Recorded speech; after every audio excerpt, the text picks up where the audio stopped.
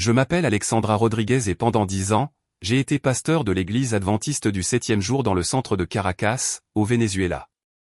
Aujourd'hui, à 35 ans, je suis une catholique dévote et chaque jour, je remercie Dieu pour le miracle qui a changé ma vie pour toujours. Voici mon histoire, une histoire que je n'aurais jamais pensé vivre, mais que le Seigneur a écrite avec son infinie miséricorde. J'ai grandi dans une famille adventiste de longue date. Mon grand-père avait été l'un des premiers convertis à l'adventisme au Venezuela dans les années 40, lorsque les missionnaires américains sont arrivés pour évangéliser le pays. Depuis mon enfance, j'ai entendu les récits de la façon dont ma famille avait abandonné le catholicisme, qu'ils considéraient comme une religion pleine de traditions païennes et de superstitions. Mon père, lui aussi pasteur, m'a enseigné que l'Église catholique était la grande prostituée de l'Apocalypse, que le pape était l'antéchrist et que Marie n'était qu'une simple mère de Jésus. Rien de plus, l'adorer était de l'idolâtrie pure. À 22 ans, après avoir obtenu mon diplôme du séminaire adventiste, j'ai commencé mon ministère pastoral dans une petite mais fervente congrégation du quartier de San Martin à Caracas. J'étais jeune, enthousiaste et complètement convaincu de posséder la vérité absolue. Ma congrégation a rapidement grandi. J'étais connu pour mes sermons passionnés contre le catholicisme, surtout pendant les fêtes mariales que les Vénézuéliens célébraient tant. Je me souviens très bien de ces années où j'organisais des campagnes d'évangélisation, juste pendant les dates catholiques les plus importantes, le 8 septembre, jour de la Vierge de la Vallée, patronne de l'Est, le 11 septembre, jour de Notre-Dame de Coromoto, patronne du Venezuela. Pendant la Semaine Sainte, lorsque les processions remplissaient les rues de Caracas, c'était pour moi des occasions parfaites de sauver les gens de ce que je considérais comme des tromperies sataniques. Mon mari, Roberto, également adventiste, me soutenait entièrement. Nous avions 2 jeunes enfants, David et Sophia, âgés respectivement de 8 et 6 ans, que nous élevions avec les mêmes convictions. Je leur enseignais que lorsqu'ils voyaient des images de la Vierge Marie ou des saints catholiques, ils devaient détourner le regard car c'étaient des idoles démoniaques. Pendant les récitations du chapelet que l'on entendait des maisons voisines, je leur disais de fermer les fenêtres car ces prières n'atteignaient pas Dieu, mais des démons déguisés. Dans mon église, je dirigeais un groupe de plus de 200 fidèles qui me suivaient aveuglément. J'avais acquis une réputation dans toute la zone métropolitaine de Caracas comme l'une des pasteurs les plus efficaces pour convertir les catholiques à l'adventisme. J'organisais des débats publics contre les prêtres. Je distribuais de la littérature anticatholique et j'avais un programme de radio le dimanche matin où j'attaquais systématiquement les doctrines catholiques. Ma spécialité était de démanteler ce que j'appelais le mythe marial. J'avais minutieusement étudié chaque apparition mariale reconnue par l'Église catholique, de Guadalupe à Fatima, et j'avais des explications rationnelles pour toutes. Selon mon interprétation, c'étaient des hallucinations collectives, des phénomènes psychologiques de masse ou, dans le pire des cas, des apparitions démoniaques conçues pour détourner les gens du vrai évangile. La dévotion vénézuélienne envers la Vierge de Coromoto me paraissait particulièrement offensante. Je ne pouvais comprendre comment un peuple éduqué pouvait croire que Marie était apparue à un indigène au Xe siècle, encore moins qu'elle ait laissé une image sur une petite relique. Pour moi, c'était du pur folklore, de la superstition indigène mélangée au catholicisme espagnol, une manipulation des masses pour les maintenir soumises et éloignées de la vraie foi. L'événement qui allait changer ma vie a commencé à se dessiner en mars 2019, pendant la crise économique et politique la plus grave que le Venezuela ait connue depuis des décennies. La situation du pays était désespérante, longue file d'attente pour obtenir de la nourriture, coupure d'électricité constante, pénurie de médicaments et une migration massive qui avait séparé des millions de familles. Au milieu de cette crise, j'observais comment de nombreux catholiques trouvaient du réconfort dans leur foi, surtout dans leur dévotion mariale. Cela me mettait profondément en colère. Je voyais des gens faire de longs pèlerinages jusqu'au sanctuaire national de Notre-Dame de Coromoto à Guanar, dans l'état de Portuguesa, cherchant espoir et miracle. Je considérais que c'était une perte de temps et de ressources que les gens auraient dû utiliser pour survivre. J'ai décidé qu'il était temps d'agir de manière plus percutante. J'ai planifié ce que j'ai appelé, en interne, la grande révélation. Ce serait une campagne d'évangélisation massive qui culminerait le 8 septembre, jour de la Vierge de la Vallée, sur la Plaza Bolivar de Caracas. Mon plan était simple, mais, selon ma perspective d'alors, efficace. J'apporterai une image de la Vierge de Coromoto que j'avais trouvée dans un magasin d'articles religieux. Je la placerai devant la cathédrale de Caracas et, devant une foule, je démontrerai publiquement qu'elle n'était qu'un morceau de plâtre sans aucun pouvoir. Les jours précédents, j'ai fait la promotion de l'événement sur mon programme de radio et sur les réseaux sociaux. Venez voir comment une image de plâtre ne peut absolument rien faire, disais-je. Venez témoigner de la façon dont les superstitions catholiques s'effondrent devant la vérité de l'Évangile. Je savais que cela causerait une controverse, mais j'étais convaincu que Dieu me soutenait dans ma mission de libérer le peuple vénézuélien de ce que je considérais comme des chaînes spirituelles. Le matin du 8 septembre fut particulièrement chaud à Caracas. Malgré la crise électrique, j'ai réussi à arriver tôt sur la Plaza Bolivar avec mon équipement de sonorisation portable, quelques chaises et l'image de la Vierge de Coromoto que j'avais achetée spécifiquement à cet effet. Roberto m'avait supplié de reconsidérer mon plan, non par respect pour les catholiques, mais parce qu'il craignait que cela puisse être dangereux pour ma sécurité physique. Mais j'étais déterminé. Vers 10 heures du matin, mes partisans adventistes ont commencé à arriver, ainsi que des catholiques curieux et certains clairement agacés. La tension était palpable. Il y avait des religieuses, des prêtres, des familles entières avec des enfants, des personnes âgées avec des chapelets à la main, et aussi mes frères adventistes avec leurs Bibles ouvertes, prêts à me soutenir avec des versets bibliques. J'ai commencé mon discours par une prière demandant à Dieu d'ouvrir les yeux de toutes les personnes présentes afin qu'elles puissent voir la vérité. Puis, avec l'image de la Vierge de Coromoto dans mes mains, j'ai commencé à expliquer pourquoi la dévotion mariale était contraire aux Écritures. Je citais Exode 20h4, où Dieu interdit de faire des images sculptées, et 1 Timothée 2h5, qui parle du Christ comme seul médiateur entre Dieu et les hommes. La foule catholique a commencé à murmurer. Certains récitaient le chapelet à haute voix, d'autres me criaient de m'arrêter, mais je continuais avec une ferveur croissante. Après environ 20 minutes d'exposition biblique, j'en suis arrivé au point culminant de ma présentation. J'ai levé l'image de la Vierge de Coromoto vers le ciel et de toute la force de mes poumons, j'ai crié, « Cette femme morte ne peut pas vous entendre. Cette image de plâtre ne peut pas faire de miracle. Marie n'est rien de plus qu'une femme ordinaire qui a été utilisée par Dieu et a déjà rempli son objectif. Elle ne mérite ni adoration ni vénération. » Le silence qui a suivi fut assourdissant. Même mes propres partisans adventistes semblaient mal à l'aise avec l'intensité de mes paroles, mais je n'avais pas fini. J'ai continué, si cette image avait un quelconque pouvoir, qu'elle me le montre maintenant, que Marie descende du ciel et me défende, qu'elle fasse un miracle ici sur cette place devant vous tous. Ma voix résonnait dans toute la Plaza Bolivar grâce au système de sonorisation que j'avais installé. C'est alors que s'est produit quelque chose que jamais, dans mes pires cauchemars ou mes rêves les plus fous, je n'aurais imaginé. Alors que je tenais l'image de la Vierge de Coromoto en l'air, me moquant et défiant, le ciel a commencé à changer.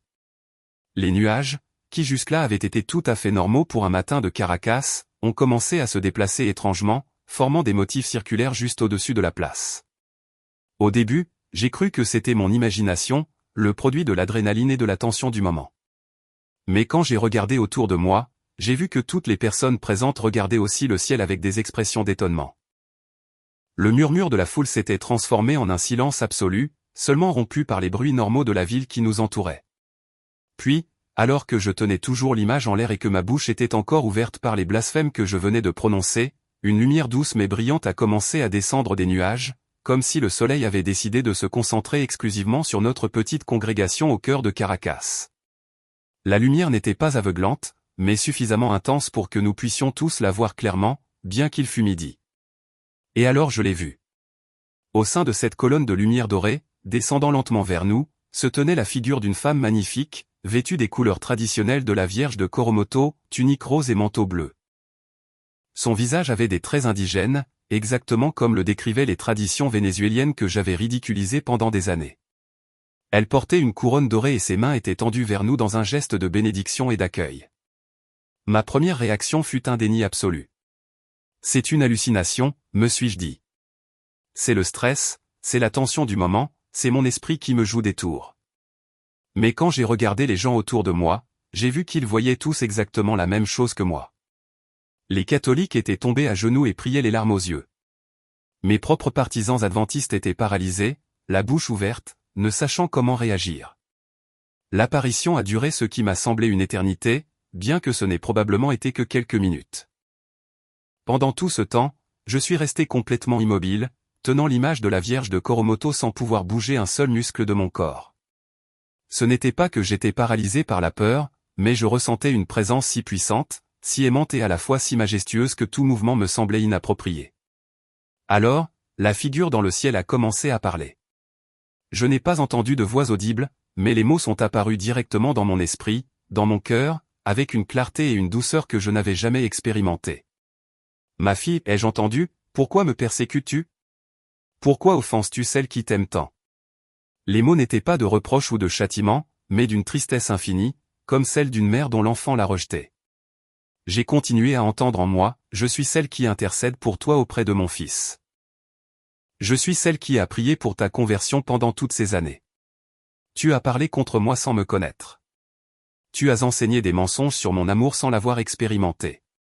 Mais je t'aime, Alexandra, et je veux que tu connaisses la vérité. À ce moment-là, quelque chose d'extraordinaire s'est produit avec l'image que je tenais dans mes mains. La petite statue de plâtre de la Vierge de Koromoto a commencé à émaner le même type de lumière dorée que je voyais dans le ciel, mais cette fois la lumière provenait directement des mains de l'image. Une sensation de chaleur douce s'est répandue de mes paumes dans tout mon corps. Une chaleur qui n'était pas physique, mais spirituelle, comme si chaque cellule de mon être était baignée par un amour indescriptible. Les mots ont continué à affluer dans mon cœur, cette image que tu méprises représente ma présence réelle parmi vous. Quand les gens me prient, j'écoute. Quand ils me demandent mon intercession, je prie mon Fils pour eux. Je ne suis pas une déesse, je suis la servante du Seigneur, mais il m'a donné le privilège d'être la mère spirituelle de tous ses enfants, y compris toi. C'est alors que j'ai commencé à pleurer. Ce n'étaient pas des larmes de tristesse ou de peur, mais d'une émotion si profonde qu'elle n'avait pas de nom.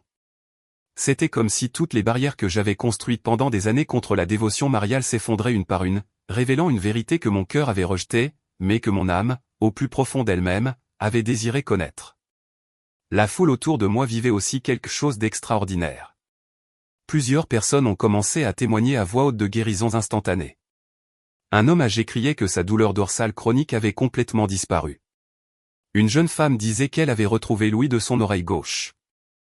Plusieurs enfants qui étaient arrivés avec des symptômes de malnutrition semblaient soudainement en pleine santé et pleins d'énergie.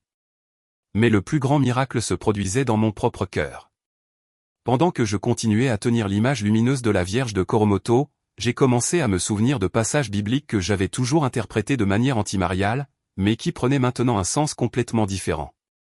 Le Magnificat de Luc, où Marie proclame que toutes les générations l'appelleront bienheureuse. Les paroles de l'ange Gabriel, « Je te salue, pleine de grâce, le Seigneur est avec toi. » La demande de Juan Diego, « Madame est ma mère. » Je me suis également souvenu des paroles de Jésus sur la croix, « Femme, voici ton fils, fils, voici ta mère. » Des mots que j'avais toujours interprétés comme adressés exclusivement à Jean, mais que je comprenais maintenant comme un cadeau de Jésus à toute l'humanité. Marie n'était pas seulement la mère biologique du Christ, mais la mère spirituelle de tous les chrétiens. L'apparition a commencé à s'estomper lentement, mais avant de disparaître complètement, j'ai entendu une dernière phrase qui s'est gravée à jamais dans mon âme, « Dis à mes enfants de m'aimer comme je les aime. Dis-leur de venir à moi, je les conduirai toujours à mon Fils Jésus. » Ma fille, maintenant que tu as vu la vérité, partage-la avec amour, pas avec fureur. Lorsque la lumière a complètement disparu et que le ciel est revenu à son état normal, je suis resté debout au centre de la Plaza Bolivar, tenant l'image de la Vierge de Koromoto, qui n'émanait plus de lumière, mais qui me semblait différente dans les mains, comme si elle avait été transformée en quelque chose de sacré. Autour de moi, des centaines de personnes me regardaient, attentives, attendant ma réaction. La première chose que j'ai faite a été de tomber à genoux. Ce n'était pas une décision consciente, mais un élan irrésistible de mon cœur. Avec l'image toujours dans mes mains, j'ai commencé à parler, mais ce n'était plus la voix agressive et provocante de la pasteur adventiste qui était arrivée ce matin sur la place. C'était la voix brisée d'une femme qui venait de se retrouver face à face avec une vérité qui allait changer sa vie pour toujours. « Frère », ai-je commencé, m'adressant à la fois aux catholiques et à mes partisans adventistes. Je viens d'assister à quelque chose qui défie tout ce que je croyais savoir sur Dieu, sur Marie, sur la foi. Pendant 10 ans, j'ai enseigné que la dévotion mariale était de l'idolâtrie, que Marie n'était qu'une femme ordinaire, que les apparitions mariales étaient des tromperies sataniques. Aujourd'hui, ici sur cette place, j'ai vu de mes propres yeux et senti dans mon propre cœur que je me trompais. Le murmure de la foule était un mélange d'étonnement, de confusion et, dans certains cas, de joie. Mes partisans adventistes me regardaient comme si j'avais perdu la raison, tandis que les catholiques présents commençaient à sourire à travers leurs larmes. Je ne comprends pas complètement ce qui s'est passé ici, ai-je continué, mais je sais que c'était réel, que c'était divin et que ma vie ne sera plus jamais la même. Je suis venu ici pour démontrer que Marie n'avait pas de pouvoir, et elle m'a montré que son pouvoir réside dans l'amour, dans l'intercession, dans la maternité spirituelle qu'elle exerce sur nous tous. Je me suis levé lentement, tenant toujours l'image, et me suis dirigé vers la cathédrale de Caracas, qui n'était qu'à quelques mètres de nous. Je veux demander pardon, ai-je dit à voix haute, à Marie, à Jésus, à l'Église catholique et à toutes les personnes à qui j'ai enseigné des erreurs pendant toutes ces années. Je veux apprendre la vérité. Je veux vraiment connaître cette mère qui s'est révélée à moi aujourd'hui avec tant d'amour, malgré mes offenses. Le reste de cette journée fut un tourbillon d'émotions et d'expériences nouvelles. Le père Miguel Rodriguez, curé de la cathédrale, avait assisté à toute l'apparition depuis les marches du temple et s'est approché immédiatement pour me parler. C'était un homme d'environ 60 ans, aux cheveux grisonnants et aux yeux bienveillants, qui m'a reçu non pas avec triomphalisme pour ma conversion, mais avec la même tendresse paternelle que j'avais ressentie dans les paroles de Marie. « Ma fille, m'a-t-il dit, ce que tu as vécu aujourd'hui est une grâce extraordinaire du Seigneur. Mais maintenant commence le véritable chemin. La conversion n'est pas seulement un moment, c'est un processus quotidien de connaissance et d'amour. Je t'invite à venir quand tu te sentiras prête pour que nous puissions discuter calmement de tout ce que tu as expérimenté. Cette nuit-là, chez moi, j'ai affronté la première des nombreuses crises à venir. Roberto, mon mari, était furieux et confus. Alexandra, me disait-il, comment peux-tu changer de foi si radicalement ?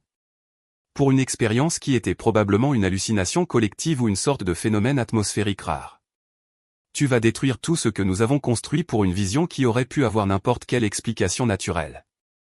Mes enfants, David et Sophia, étaient également confus. Pendant des années, je leur avais enseigné que les catholiques se trompaient, que leurs images étaient des idoles, que leurs prières n'atteignaient pas Dieu. Maintenant leur mère, leur guide spirituel, leur disait qu'elle s'était trompée sur tout. Il était compréhensible qu'ils se sentent perdus et trahis. Cette première nuit, je n'ai pas pu dormir. Encore et encore, je revivais chaque seconde de l'expérience sur la place. J'analysais chaque mot que j'avais entendu dans mon cœur, chaque sensation que j'avais ressentie, chaque détail de la figure lumineuse qui était descendue du ciel. Je ne pouvais trouver aucune explication naturelle pour tout ce qui s'était passé, surtout les témoignages de guérisons instantanées auxquels des centaines de personnes avaient assisté. Les jours suivants, ma vie est devenue un chaos complet. La nouvelle de ce qui s'était passé sur la Plaza Bolivar s'est rapidement répandue dans tout Caracas, puis dans tout le pays. Les médias catholiques me contactaient pour des interviews, voulant connaître tous les détails de mon expérience. Les médias adventistes, de leur côté, publiaient des articles suggérant que j'avais eu une crise nerveuse ou que j'avais été victime d'une manipulation satanique déguisée en expérience divine. Ma congrégation adventiste s'est divisée. Environ la moitié de mes fidèles ont décidé de suivre ma nouvelle direction spirituelle et ont commencé à enquêter sur le catholicisme par eux-mêmes. L'autre moitié, dirigée par mon mari Roberto et certains anciens de l'Église, a décidé que j'étais tombé dans l'apostasie et qu'ils devaient se séparer de mon influence pour protéger leur foi. Une semaine après l'expérience sur la place, j'ai finalement pris mon courage à deux mains pour rendre visite au Père Miguel à la cathédrale. J'ai apporté avec moi l'image de la Vierge de Coromoto que j'avais utilisée lors de ma présentation, la même qui avait émané de la lumière pendant l'apparition. Je voulais la remettre à l'Église comme un geste de réconciliation et comme une reconnaissance que je comprenais maintenant sa véritable signification. Le Père Miguel m'a reçu dans un petit bureau annexe à la sacristie, décoré d'images de saints vénézuéliens et d'une belle reproduction de la Vierge de Coromoto. Alexandra, m'a-t-il dit après avoir écouté patiemment toute mon histoire. Ce que tu as vécu est clairement une grâce extraordinaire, mais maintenant tu as besoin de temps pour étudier, pour prier, pour comprendre réellement ce que signifie être catholique.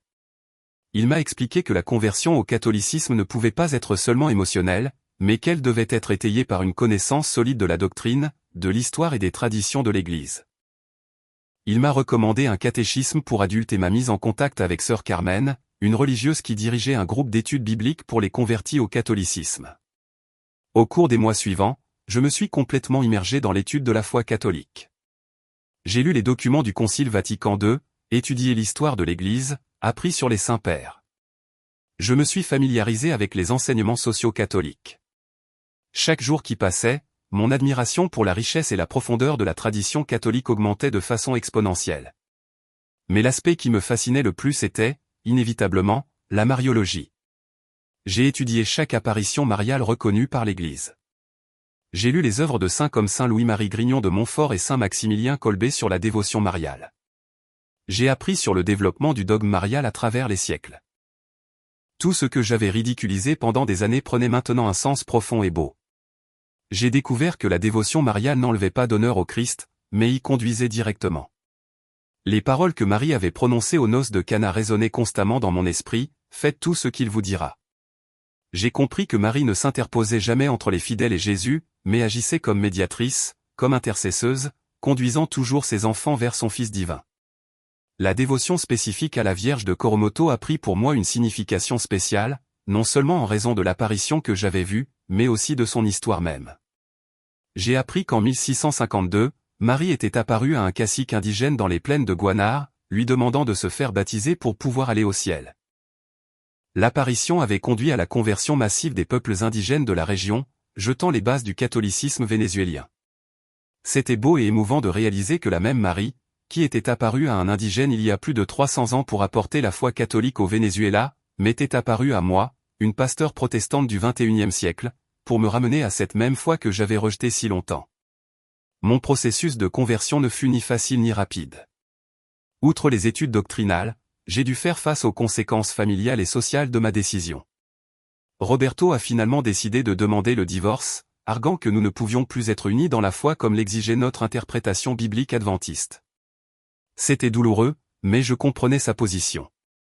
Il avait épousé une pasteure adventiste, pas une catholique dévote. La garde de nos enfants est devenue un sujet complexe. Roberto voulait s'assurer que David et Sophia continueraient d'être éduqués dans la foi adventiste, tandis que je souhaitais partager avec eux la beauté du catholicisme que j'avais découvert. Nous sommes finalement parvenus à un accord, les enfants passeraient du temps avec les deux parents et seraient libres de choisir leur propre chemin religieux une fois adultes. Économiquement, ma conversion a également eu de graves conséquences. J'ai perdu mon salaire de pasteur adventiste, mes émissions de radio ont été annulées et de nombreuses familles qui avaient soutenu financièrement mon ministère se sont complètement éloignées. Pendant plusieurs mois, j'ai dû travailler comme secrétaire dans une entreprise privée pour subvenir à mes besoins économiques pendant que je complétais mon processus de conversion. Mais chaque sacrifice en valait la peine lorsque je me souvenais de l'expérience sur la Plaza Bolivar et lorsque je sentais grandir dans mon cœur l'amour pour Marie et pour l'Église qu'elle avait fondée avec son fils. Sœur Carmen est devenue mon mentor spirituel, me guidant non seulement dans les aspects doctrinaux, mais aussi dans la vie de prière catholique. J'ai appris à réciter le chapelet en méditant les mystères de la vie du Christ à travers les yeux de sa mère. J'ai découvert la richesse des prières mariales traditionnelles, l'Angélus, le Salve Regina, le Je vous salue Marie. Dans chaque prière, c'était comme une redécouverte de vérités bibliques que j'avais connues intellectuellement, mais que j'expérimentais maintenant de manière profondément spirituelle. La première fois que j'ai assisté à une messe fut une expérience bouleversante. Pendant des années, j'avais critiqué la liturgie catholique comme un ritualisme vide, mais en la vivant de l'intérieur, j'ai découvert que chaque geste, chaque mot, chaque moment était chargé d'une signification théologique et spirituelle profonde. Lorsque le prêtre a élevé l'hostie consacrée, pendant la consécration, j'ai compris que j'assistais au même sacrifice du calvaire, rendu présent de manière non sanglante sur l'autel. Mais c'est pendant la communion que j'ai expérimenté une autre grâce extraordinaire. Lorsque j'ai reçu pour la première fois le corps du Christ dans l'Eucharistie, j'ai ressenti la même présence aimante et puissante que j'avais ressentie lors de l'apparition sur la place. C'était le Christ lui-même, réellement présent dans le pain consacré, emplissant mon âme de son amour infini. Après 8 mois d'études intensives, de catéchèse et de discernement spirituel, le Père Miguel a jugé que j'étais prête à être formellement reçue dans l'Église catholique. La cérémonie a eu lieu pendant la vigile pascale de 2020 dans la même cathédrale de Caracas, où mon processus de conversion avait commencé. Cette nuit-là, tandis que je renouvelais les promesses baptismales et professais publiquement ma foi en toutes les vérités enseignées par l'Église catholique, j'ai senti que ma vie se divisait en 2 étapes complètement différentes, l'avant et l'après avoir vraiment connu Marie et son Fils dans la plénitude de la foi catholique. Les années suivantes ont été celles d'une croissance spirituelle constante. Je me suis activement impliqué dans la pastorale paroissiale, en particulier dans les groupes d'études bibliques et la catéchèse des adultes qui souhaitent se convertir au catholicisme.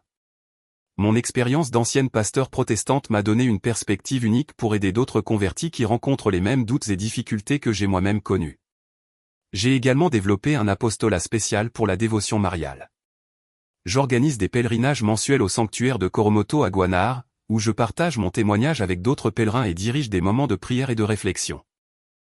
C'est émouvant de voir comment mon histoire résonne particulièrement avec les personnes qui ont eu des préjugés contre la dévotion mariale, les aidant à découvrir la beauté et la profondeur de la maternité spirituelle de Marie. Mes enfants, David et Sophia, maintenant adolescents, ont choisi librement de suivre le chemin catholique après avoir vu la transformation positive dans ma vie. Roberto garde sa foi adventiste, mais notre relation s'est considérablement améliorée. Il reconnaît que, quelles que soient nos différences doctrinales, ma conversion a fait de moi une meilleure personne, une meilleure mère et une meilleure chrétienne. Professionnellement, j'ai trouvé ma place en tant que coordinatrice de la pastorale dans une paroisse de l'Est de Caracas. Mon travail comprend la préparation des catéchistes, l'organisation de retraites spirituelles et la coordination des activités missionnaires. Il est gratifiant de pouvoir utiliser mon expérience ministérielle précédente, maintenant purifiée et enrichie par la vérité catholique complète. Chaque jour, je remercie Dieu pour la grâce extraordinaire que j'ai reçue ce matin de septembre sur la Plaza Bolivar.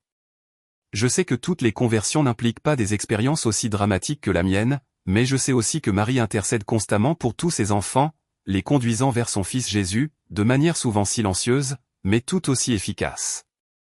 Ma dévotion personnelle se concentre particulièrement sur la Vierge de Coromoto, que je considère comme ma mère spirituelle spéciale. Chaque jour, je prie devant son image, la même image que j'ai utilisée pour blasphémer et qui est ensuite devenue l'instrument de ma conversion, lui demandant d'intercéder pour toutes les personnes qui, comme moi auparavant, vivent éloignées de la plénitude de la foi catholique par préjugés ou incompréhension. J'ai appris que l'apologétique la plus efficace n'est pas la confrontation agressive que je pratiquais en tant que pasteur adventiste, mais le témoignage silencieux d'une vie transformée par l'amour du Christ et l'intercession maternelle de Marie. Lorsque les gens voient la paix, la joie et la profondeur spirituelle que j'ai trouvée dans le catholicisme, beaucoup sont naturellement attirés à enquêter sur la raison pour laquelle ma vie a changé si radicalement.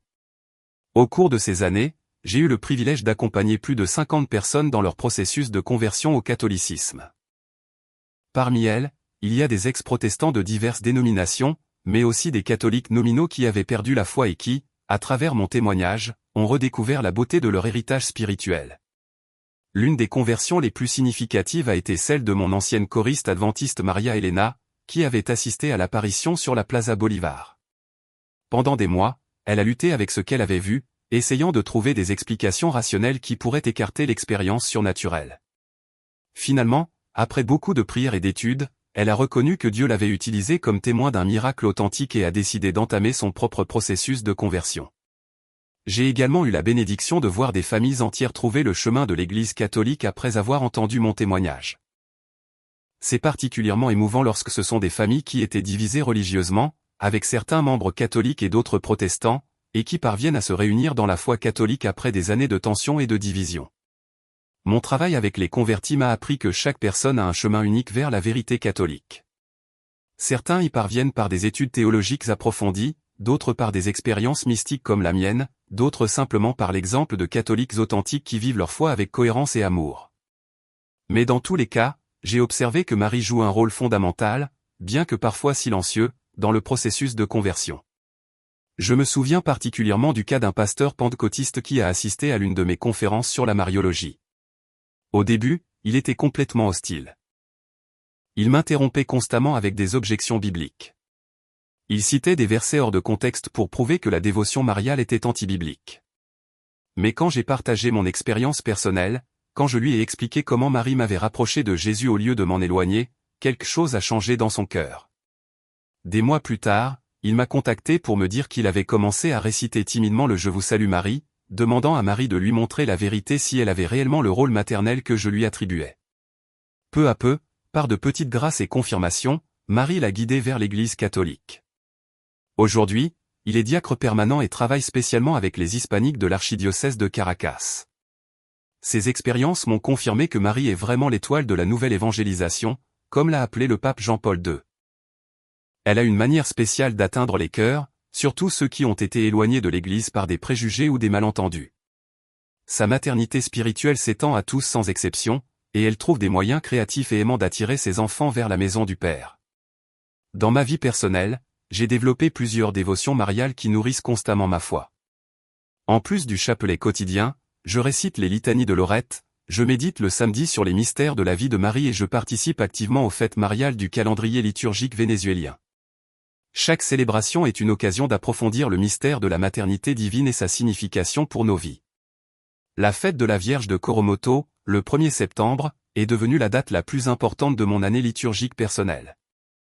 Chaque année, j'organise un pèlerinage spécial au sanctuaire de Guanar, où je passe toute la journée en prière, réflexion et gratitude pour la grâce de ma conversion.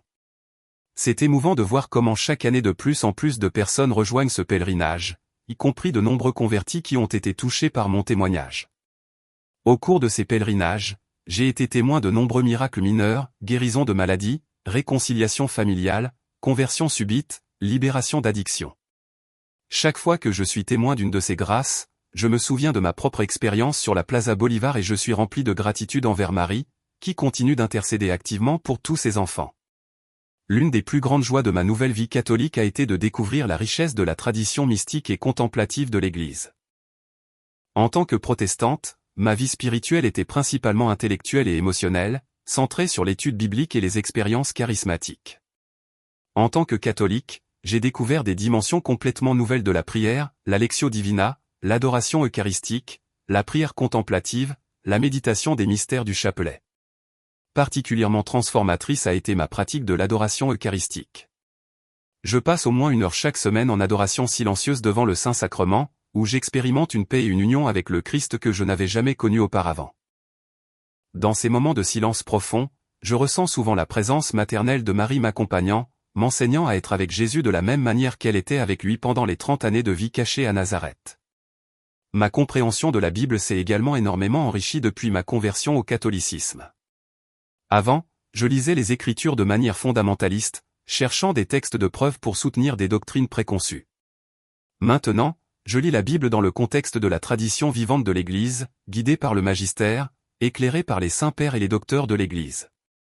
Il est fascinant de redécouvrir des passages bibliques que je croyais connaître parfaitement, mais qui acquièrent de nouvelles profondeurs lorsqu'ils sont lus avec des yeux catholiques. Par exemple, le proto-évangile de Genèse 3h15, où Dieu promet que la descendance de la femme écrasera la tête du serpent.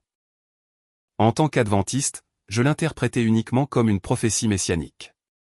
En tant que catholique, j'ai découvert les riches implications mariologiques de ce passage, reconnaissant en Marie la nouvelle Ève, qui coopère avec le Christ dans la victoire sur le péché. Un autre aspect qui m'a profondément enrichi est la compréhension catholique de la communion des saints. En tant que protestante, je croyais que les morts ne pouvaient pas intercéder pour les vivants, que seul le Christ était médiateur, qu'invoquer les saints était de la nécromancie interdite. Maintenant, je comprends que la mort ne brise pas les liens d'amour dans le corps mystique du Christ, que les saints au ciel forment une nuée de témoins qui nous accompagnent dans notre pèlerinage terrestre. J'ai développé des dévotions spéciales envers plusieurs saints vénézuéliens et latino-américains, Sainte Rose de Lima, le bienheureux José Gregorio Hernández, la bienheureuse Maria de San José et, bien sûr, la Vierge de Coromoto sous ses diverses invocations. Chaque saint m'enseigne une facette différente de la sainteté catholique, mais tous me mènent invariablement vers le Christ par l'intercession maternelle de Marie. Mon travail pastoral actuel comprend un apostolat spécial auprès des protestants qui envisagent leur conversion au catholicisme. J'ai développé un programme de dialogue écuménique qui ne vise pas à attaquer les croyances protestantes, mais à montrer comment la foi catholique complète et perfectionne les vérités que les protestants connaissent et aiment déjà. Cette approche s'est avérée beaucoup plus efficace que l'apologétique de confrontation que je pratiquais auparavant. Lorsque les protestants voient que je respecte leurs convictions sincères et que je reconnais les vérités authentiques qu'ils possèdent, ils sont plus ouverts à considérer les vérités supplémentaires offertes par le catholicisme. C'est un processus graduel de construction de ponts plutôt que de démolition de murs.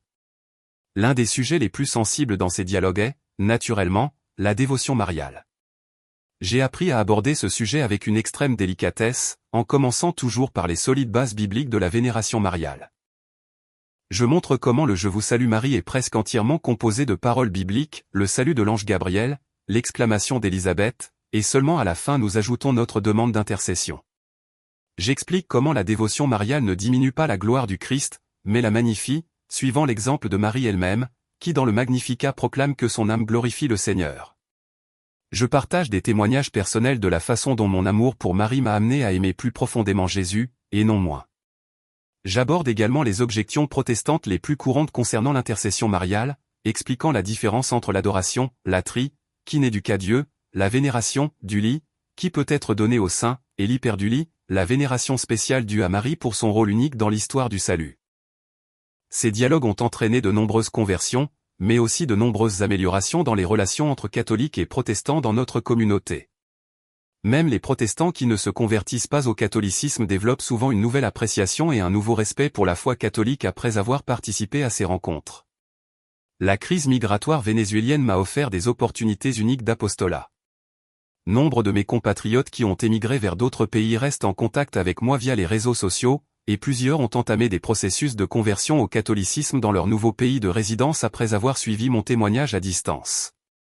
Il est émouvant de recevoir des messages de Vénézuéliens en Colombie, en Équateur, au Pérou, au Chili et dans d'autres pays, me racontant comment mon histoire les a inspirés à explorer la foi catholique.